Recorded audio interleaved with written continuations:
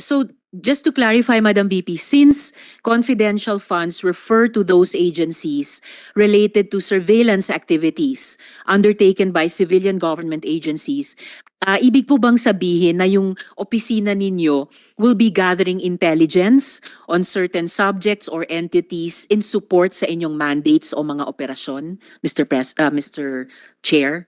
Mr. Chair, Your Honor, that is correct. As an example, we did surveillance of complaints from constituents in Bulacan with regard to the selling of OVP assistance and the selling of Tupad projects in Bulacan. And there was a surveillance operation that was run by the VP SPG for about a month, and we were able to apprehend the person, and we were able to successfully prosecute the case, and that person went to jail for ilang months? 6 months. For 6 months.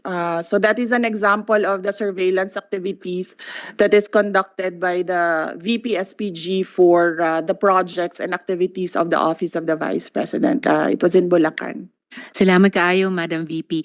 I ask this because the National Intelligence Coordinating Agency was established to direct, coordinate, and integrate national intelligence activities.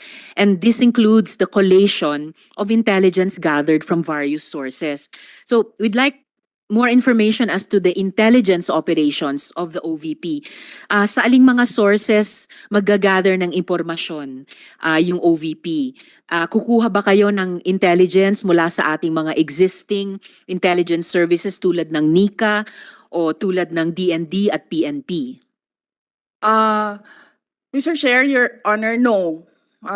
Intelligence starts with the communities and the stakeholders, and then if there are complaints, and then it is built up through intelligence and surveillance services, and then a dossier or a report is started, and then it goes through levels through the Office of the Vice President and VP SPG. So we do not seek intelligence reports from other government agencies, but the intelligence reports starts from the ground in the communities that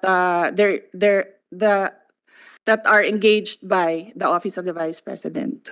Salamat kayo, Madam VP. Actually, I'll get to that process also in a bit. Dahil meron pong established na intelligence cycle at meron pong established na chain of command for the intelligence activities ng ating gobyerno at ng ating republika. And sa pagkaalam ko po, walang hiwalay na chain of command for Intel ang OVP. In fact, ang susunod kong tanong how can your honorable office, paano nyo po maa-assure yung mga miyembro nitong komite na yung collection ng intel ng inyong opisina hindi magre-resulta sa redundancy or duplication of effort? There is no redundancy and duplication of effort because we have different mandates from the other government agencies. Indeed, Mr. Chair, Madam VP, different mandates. And kanina, nilista nyo na po yung iba't ibang mandates ng OVP.